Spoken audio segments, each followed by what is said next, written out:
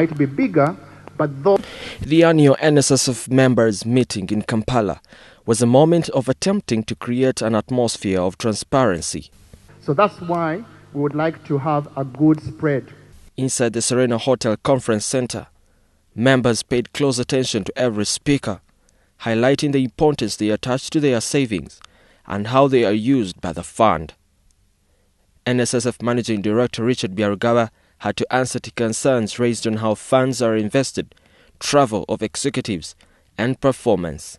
I think that we can go as far as telling the public, telling the members of parliament. I get the opportunity every time I talk to members of parliament. I say, please, this policy has been sitting in parliament since 2011. We know the benefits of it, right? The big benefits are it will allow us to increase coverage. It will allow us to give more products. It will allow us to increase the number of savings. Only 600,000 members are actively saving for retirement with the mandatory National Social Security Fund, while 400,000 civil servants together with current pensioners are covered under the Public Service Pension Scheme, a figure deemed too small. I know that it's better to lend to government than to rent to a guy who's got a lot of risk.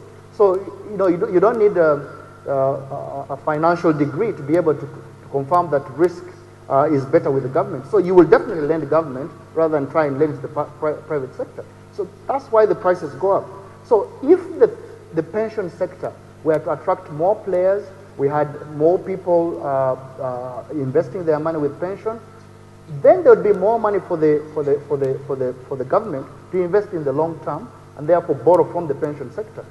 It remains a challenge to have workers in the informal sector invest in pension schemes to benefit them when they are unable to work, according to a recent report by pension players. Nssf's investment returns were almost a replica of the weak economies within East Africa. This translated into a 12.3% interest for members on their July 1, 2015 account balances, down from 13% in 2014. The number I always use is that there are only 1.5 million members. We've been able to raise almost 7 trillion shillings.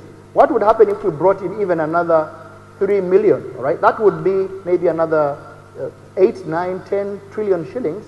And that one, government would be able to then borrow, or government and the private sector would be able to borrow and from that particular. So there are advantages for reforming this sector. Unfortunately, it's the politicians who make these decisions. I think there are more interesting things to discuss for politicians rather than looking at the pension sector. But we continue our best. The lower returns on some investments saw the after-tax profit of the fund decline to 491 billion shillings in 2015-16 from 641 billion shillings in 2014-15.